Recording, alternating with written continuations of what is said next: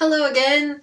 Welcome back to my YouTube channel. My name is Kira, and we are doing a book review today. This is the second time I'm recording this video. The first time I got halfway through the review and my camera died, and now it's 2 days later and I'm re-recording it. So, here we go.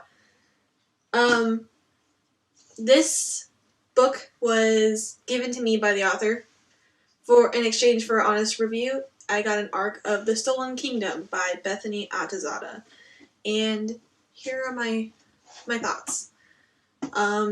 This is going to be a spoilery review. If you're new to my channel, hi. I don't know how to filter myself and not spoil things for books when I'm doing reviews. So, if you want to read this book, I'll put spoiler up in the corner when it's something that you probably wouldn't want to know about the book. So you can just kind of like skip anytime you see like spoiler on the screen. So then if you still want to watch it and kind of get the gist of the book but not be spoiled of like big things that happen, then do that. But other than that, let's get into it. I got my notes that I printed off and then taped into my notebook because I was too lazy to write them out. So we're going to start off with what the book's about. The book is a very loose Aladdin retelling. It follows a princess named Arya as she's running from her kingdom. That's being threatened to be overthrown by a king that is abusing his genie gift. And the genie gift is a thing in the fantasy world where men can have their genie gift, but if women have the genie gift, like, the gift of, like, healing or something, they are considered dangerous, and they will get put on trial, and then their trial will ultimately decide whether or not they can keep their gift. So this king has his genie gift. He's using it for bad. He's trying to use it to overthrow Arya's kingdom, so she flees from her kingdom and hopes to save her father and to prevent her own gift from being revealed. And along the way, she runs into a group of thieves and joins their hunt to find a genie and hopes to get her gift removed. So that is pretty much the gist of the book.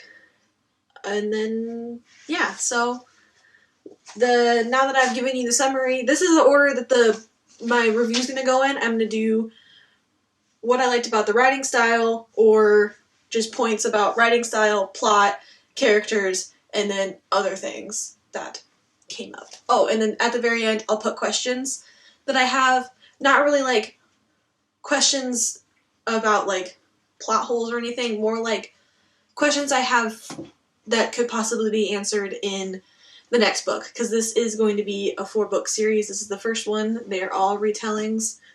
The second one is called The Genie Key, and it is a Little Mermaid retelling. So, yeah. So, let's go. Writing. I very much enjoyed the writing style. I think it fit well with, like, the theme of the book. I don't think, because you could kind of tell that the intent was it to be, like, a fantasy world, but it's kind of set more of, like, Queen Victoria era, where like women aren't viewed as highly as men, and everybody kind of talks more formally, and everybody's wearing dresses. So yeah, the only thing that popped out to me that was like not really a problem. I just noticed it. People scowl a lot in the book. I don't really know. I don't really have any gripe about it. I just noticed it a lot. There was a lot of scowling, a lot of angry people. So that's what I thought about the writing. I thought the writing was nice. I didn't find any typos or any like crazy grammatical errors. So overall, I think she did a good job on that part. So now we're going to move into the plot, which is one of the biggest sections. So I loved the plot. I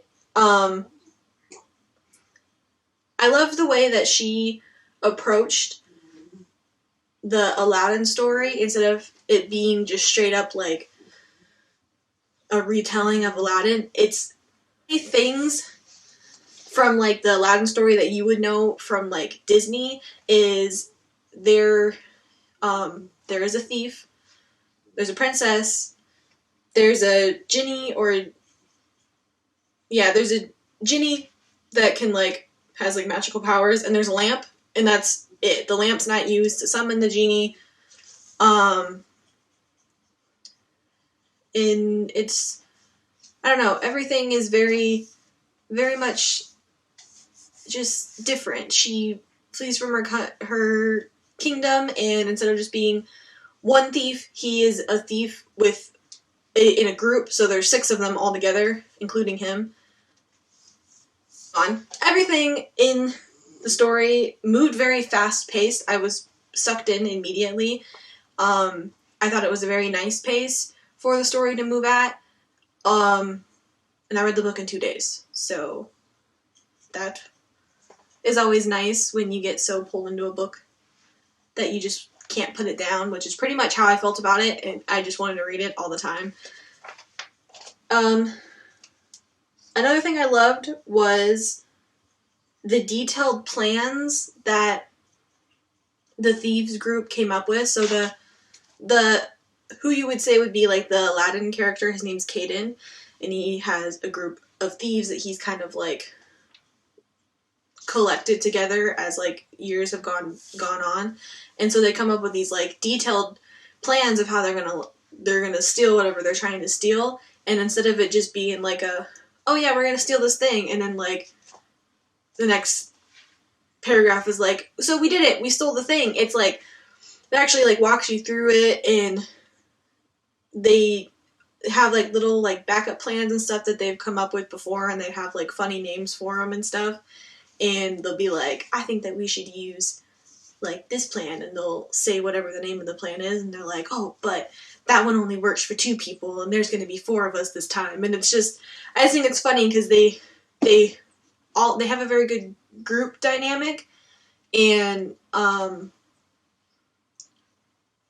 since all of the plans are like well thought out, it kind of gives you like a really good idea of what they're doing and how they went about actually like stealing what they were trying to steal, instead of it just being like oh, they foiled all of those guards and snuck into this castle, but you don't know how. You just have to take their word for it that they were just really good at what they did. Like, it's always planned out well to where you can be like, oh yeah, that's actually kind of realistic. Like, I think that someone will be able to sneak into a castle that way and steal a bunch of jewels. So yeah, I quite liked just the whole thieves group aspect, and I love the fact that the princess joined the group and she was part of their like antics and everything that they did. And yeah, so moving into the next thing that I quite liked about the plot, and it's the last thing. So since the next book is going to be a Little Mermaid retelling, the Ariel character is actually introduced like 75% of the way into the book, which is nice, because then it's not, then you know that like everybody's stories is kind of tied together. But since she is a mermaid and stuff, she's very like naive, doesn't know anything about the humans.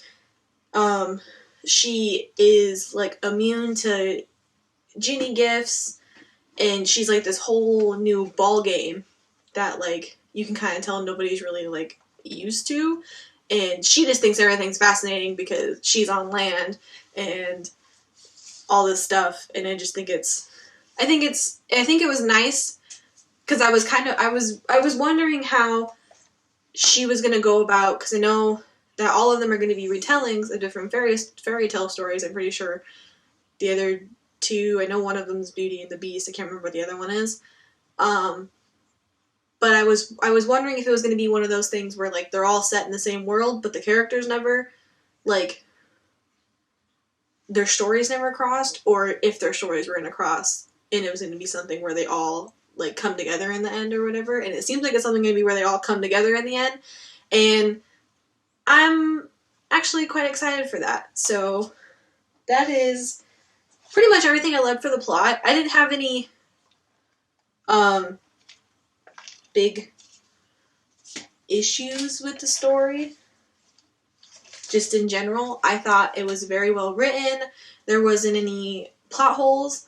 I know from watching her videos, one of her goals was she was trying to fast draft all of the books and get a first draft down before she published the first book, so then there wasn't any like inconsistencies and stuff. Then she could kind of edit them like together and make sure everything is like cohesive and melds together. And I know that she got the second and the third book written completely, and she was struggling through the fourth one from what I had seen. But I think that in that method, it's going to be harder for there to be like errors or inconsistencies or plot holes, since she went of that approach to writing the books. And there's also like a little teaser in the back of the book for the second book, which is nice because then she doesn't have to like take the book down and re-add it in there, since she already wrote the second book and she like edited it and everything. She can do that. Hi, so this is future Kira editing this video, and I just realized that I have been saying the main character's name wrong this entire time. Her name is Ari, not Arya. I'm very annoyed with myself because of that. There's even... Bethany even went out of her way to put a glossary in the back of the book showing the pronunciations of like everybody's names, and I still managed to just butcher her name for like 30 minutes, almost 40 minutes worth of footage, and I'm making myself cringe. So I'm just gonna throw this in there. Her name's not Arya, it's Ari. Everybody else's names I said right because I looked them up, but apparently I just was so confident in myself that I didn't look hers up. So yeah. Moving on to characters. So we have Arya, who is one of the main characters. The book switches between point of views between Arya and Kaden. So we get put in her head and then his head, so they're like the two like main characters. I very much love them. I think they were very well fleshed out. It was pretty easy to know who was who when you were reading them. The chapter headings were also like labeled, so it would be like chapter 4 Arya or like chapter 7 Kaden, and they would tell you who was who. I think the only thing that I would have done was change the font, so then like the font was different for each one. But that's just something I like to see in books. It's easier to know when the point of views are shifting than if you're like flipping through and you don't pay attention to like the chapter headings. If you're like really into it, then at least then you know what the point of views change, because then you're used to seeing the different fonts. But other than that, I loved the different point of views. I loved Arya's character. Her Ginny gift is she can hear people's thoughts, but she can only really pinpoint them when they're about her. And I love the fact that instead of her just being really excited about having this gift and being like, oh, I can hear people's thoughts, I can read minds, it kind of shows the other side of it where that you wouldn't think about when someone was like, hey, if you had a superpower, what would you want? And you would say you want to read minds. She gets major headaches when she enters rooms because all of the thoughts flood over her, and they'll distract her when a certain thought pops up that she can very clearly read because they're thinking about her. And sometimes she would slip up and she would answer people's questions when they were just thinking about it in their head instead of actually saying it out loud. And so I think it's really cool because it just kind of shows like the downside to having like said superpower or said gift, instead of it just being like, oh, look it, she's really cool and she can read minds. Like it shows both sides of it. So I just thought it was cool, instead of her just being like, yeah, I have this gift and I'm just trying to get away from my kingdom because I know that I'll get killed. She like thinks her gift is a burden, and she would rather just go to her kingdom and just blindly do her thing without there being a problem with her gift or anything, and just be done with it. So her goal when they find the genie is to get her gift severed, so then she can just be done with it.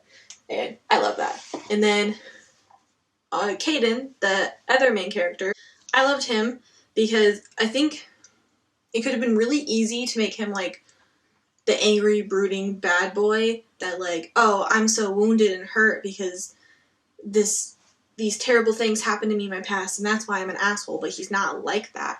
He has feelings and he's not afraid to show his feelings and he's very honest and he's not just like outright mean for no reason and then turns around and is like, I'm sorry, you just wouldn't understand, just all this bad stuff has happened to me. He's like what an actual man would be like. Even though this terrible stuff happened to him in the past, he's not going to turn around and like be an asshole to you and then be like, oh, but you have to forgive me because my parents were murdered and I live with it every day because I watched it happen. Like, I'm sorry your parents got murdered and you live with it every day, but that doesn't mean you can be an asshole to me just because of that.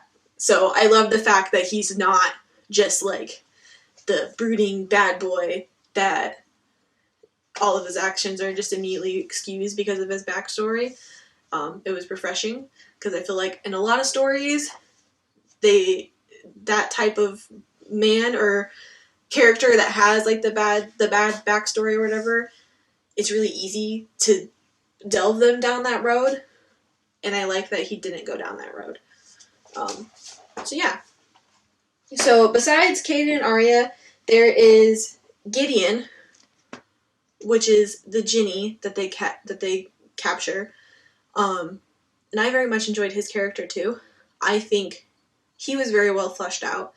One of the big things in the story is people are afraid of genies because they don't understand their gifts and they think they have too much power and they're scared of them, and they get told stories when they're kids where like genies are going to come into your room and steal you at night and take you away. So it's just kind of like an inherent thing in this like society and everything that the genies are the monsters under your bed pretty much. So Gideon kind of has like a wall put up because he's just used to people not wanting to talk to him or being afraid of him to begin with. And when people don't show that they're afraid of him, like Bosch, one of the members of Caden's group of thieves, or Arya, when they just blatantly ask him questions about himself instead of just being like, why do you care or anything, he enjoys it. Like a little smile will like quirk on his face, or like you can kind of see like a twinkle in his eyes or whatever from like how he's described, because he enjoys the fact that there's someone who's interested in him and isn't just afraid of him. And I love that he wasn't just angry all the time and just like an asshole. Because again, it'd be so easy to just make him an asshole, and then you just be like, oh, he's just an asshole because everybody's scared of him anyway, so he might as well just play the part. But he's actually like a really nice dude. It's just a matter of you have to get over your fear and everything that you have been told and like fed to you to actually like get to know him as a person. And I just like that the characters, for the most part, seem to be very layered. Then you move into more like the side characters, which would be the thieves. There's 3 of them where their personalities kind of meld together, and it was a little hard to keep track of them when they were all in one scene. And then the other 2, one of them, Ilium, which is one of the members of the group. He's like a hardened crook. He's really good at using like sleeping powders and poisons and stuff. So Caden recruited him into the group because then he can like put guards to sleep and stuff when they're trying to like sneak through areas. And he's described with like a very deep voice. So it's really easy to decipher him from the rest of the group because he's quiet most of the time, and then when he does talk, it's not very often, so like when he's talking, and he's just overall seems scary because he knows how to manipulate these powders and stuff. And then the other one is technically is Caden's cousin. His name is not Navid, and he got his tongue cut out when he was like a teenager. So he's really easy to remember because most of the time he's using sign language to communicate with the other members because he can't talk because he doesn't have a tongue. So it's pretty easy to decipher him from everybody else because he has to sign to people, and it's usually like he signs it, and then like Caden will be like, I translated for him, or like Arya will be like, Navid signed, and then Caden translated for him, or sometimes she can read his thoughts, and so she knows what he signed because he was thinking about it, or whatever. And I just, those ones are easier to decipher. I know two of the other guys are brothers, and they kind of get into antics sometimes in fights because they're brothers. But other than that, I think as side characters go, they did a pretty good job at moving along the story. I think none of them really like dropped off at any point to where you're like, oh, where did he go? They kind of all got mentioned enough to where you remembered that they were there, and they weren't just kind of like brought up for the sake of this scene and then just never brought up again for like so many pages and then brought up again for the sake of this scene. Like, they were still like interwovenly mentioned, even if they didn't partake in a big part of that scene, but it was still needed for them to be there, so then you didn't forget that they were there.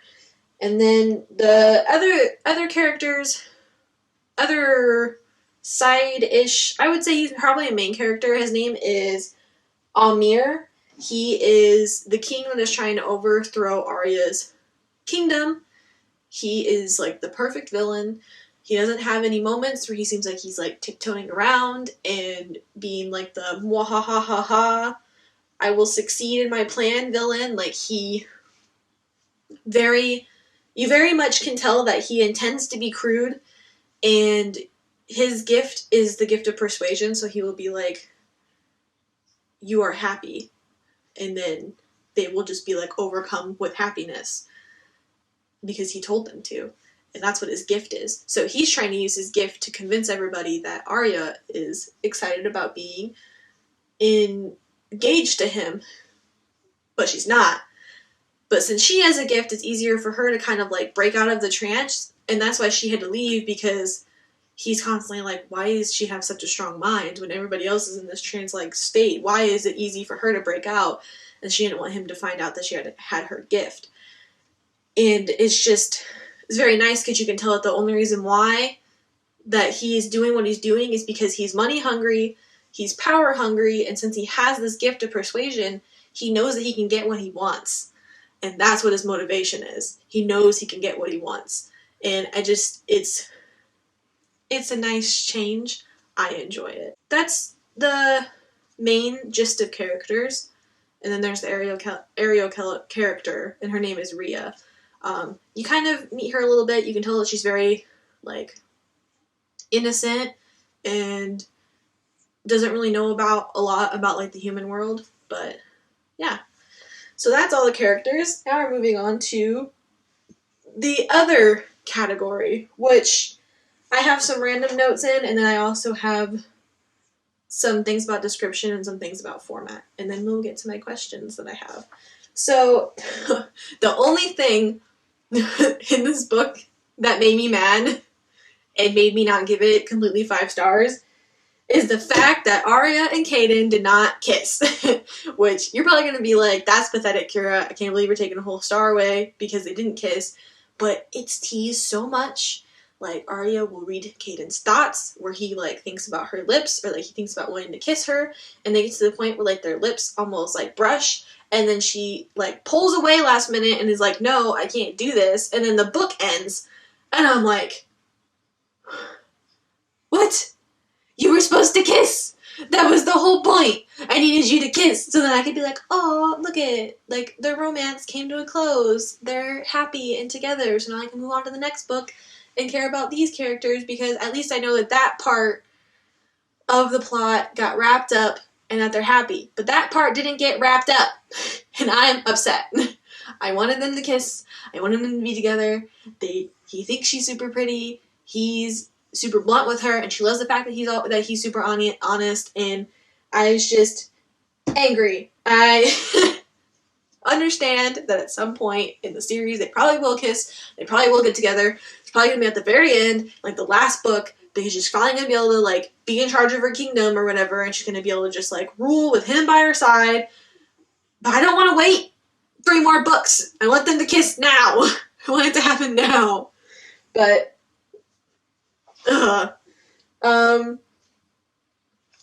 yeah. So for descriptions, for the most part, I think that the descriptions do a pretty good job. This is probably my only other gripe.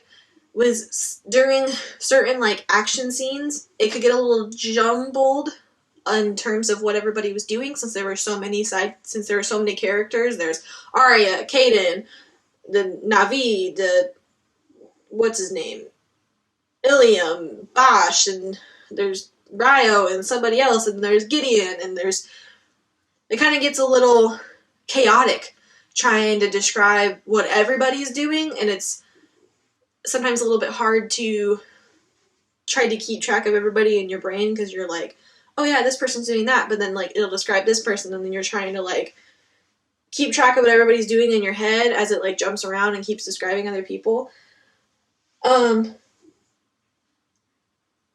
I know there's one scene in particular where like chaos is kind of like the point, like it's chaotic, it's the big climax, everything's supposed to just like go down, crazy action scenes. I understand that one, but there's some points where the chaos gets a little too chaotic for my mind, and that's probably like my only other gripe about it. And then in my format was what I mentioned earlier. The only thing I would have said for the multiple point of views was to have like Caden's point of view in a different font, in a different font, so then you can kind of tell a little bit better who is talking, besides just like reading the little title thing. That's just more of like a preference for me. I like it. Some other people don't really care. It's just something that I threw in there. So yeah, overall, I very much enjoyed the book. I very much am looking forward to the second one coming out, because I want to know what the fuck happens with everybody, with everything. Now for my questions that I have. So these are just questions that I have just in general. If you watch this video sometime in the future when the other books come out, and I haven't seemed to have shown any thing about me reading the books, feel free to answer my questions in the comments. But here are my questions that I have. Why is Gideon stuck in this land? It is described in the book that there is a separate land that the Ginnies are from, but Gideon got like banished. It doesn't really it just kind of like grazed over that, like, oh yeah, he was banished, and then that's it. So I want that to be answered. Why was he banished? Where is the other land? Like, that's his whole goal in the book, is he's trying to get back to the other land, and that's why he wants the lamp. So that's number 1 for question. Number 2 is, if the Guinea code is so strict, then why is the purple-eyed genie helping King Amar make everyone believe in marriage between him and Arya?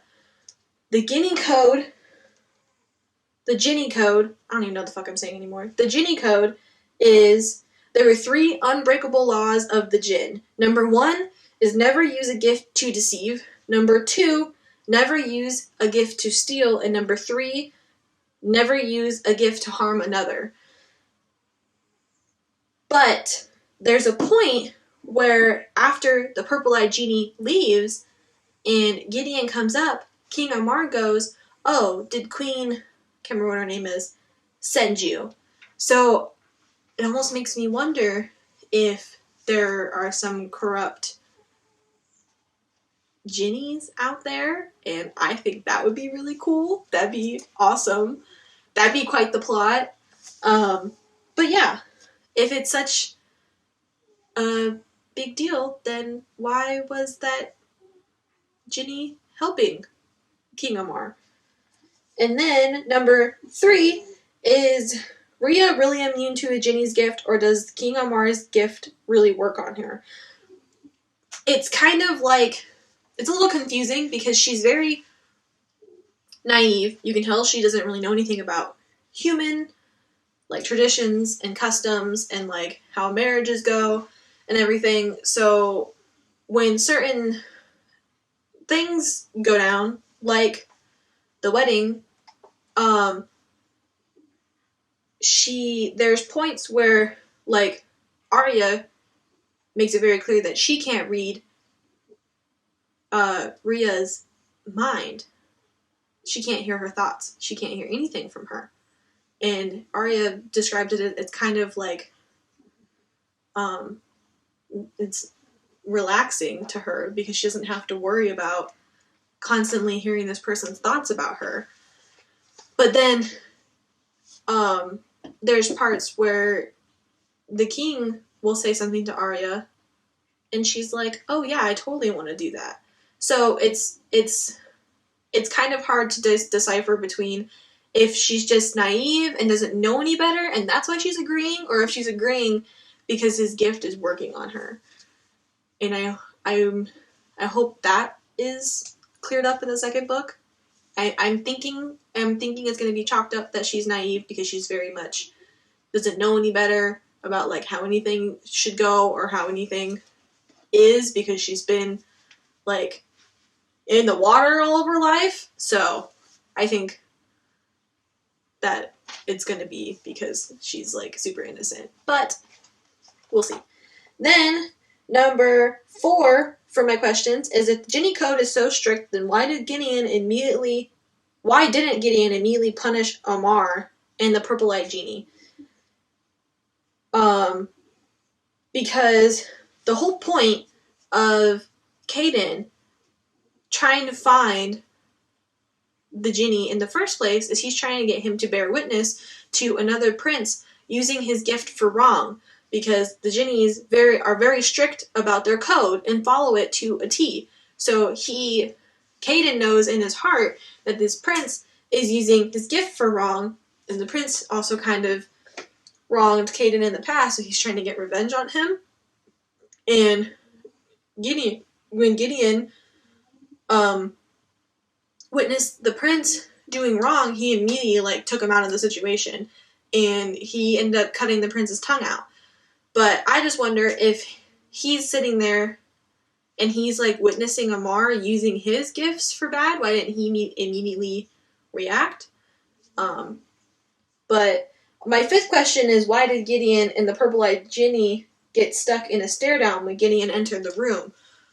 Because it's described like Gideon enters the room and then, like, locks eyes with this genie, and then they're just, like, in this intense stare-down, and, like, no one can break their concentration from each other until, like, I think the purple-eyed genie got, like, knocked over or something, and then Gideon, like, shook out of it.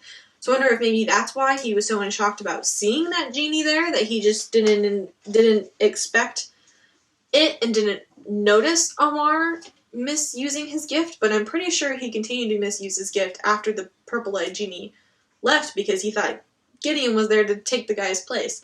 So I wonder,